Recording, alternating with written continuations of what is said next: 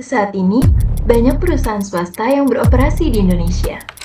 PT Gemilang Inspirasi Logam Berkah merupakan salah satu badan usaha manufaktur yang bergerak di bidang industri. Perusahaan ini telah berdiri sejak tahun 2019.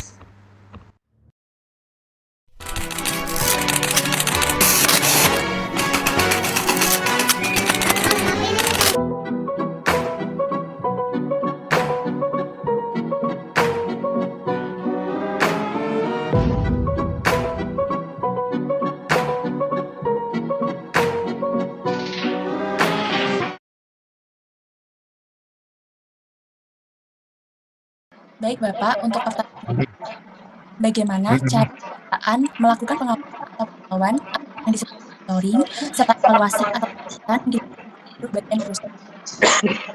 Biasanya perusahaan itu pasti melakukan monitoring itu tiap hari ya, dan evaluasi itu biasanya dilakukan per minggu gitu, dan dilakukan oleh seluruh bagian perusahaan gitu.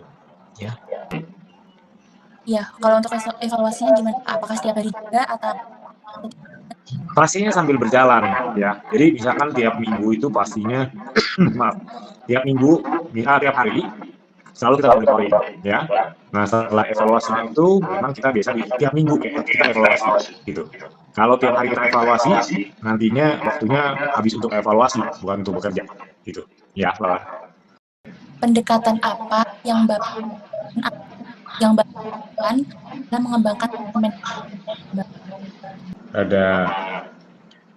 Jadi kalau pendekatannya untuk sisi manajemen ya selalu kita evaluasi ya, misalkan ya, dengan job testnya, dengan bidang pekerjaannya, apakah memang ada yang reject atau enggak gitu ya. Jadi kita evaluasi itu mungkin pendekatannya itu selalu kita memberikan pengarahan ya untuk tugas tanggung jawab itu. Bagi pimpinan dalam menerapkan dan manajemen di perusahaan. Kalau pimpinan dalam menerapkan dan mengawasi sistem manajemennya, pastinya tiap hari kan dari hasil produksi itu pasti ada reportnya, ya. Jadi peran pimpinan itu adalah memonitoring sesuai dengan target perusahaan, gitu, ya. Bagaimana dengan mengarahkan tim atau departemen untuk mencapai tujuan strategis perusahaan?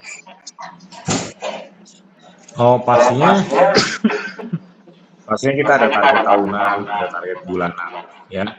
Biasa itu pasti dimeetingkan atau dirapatkan, ya.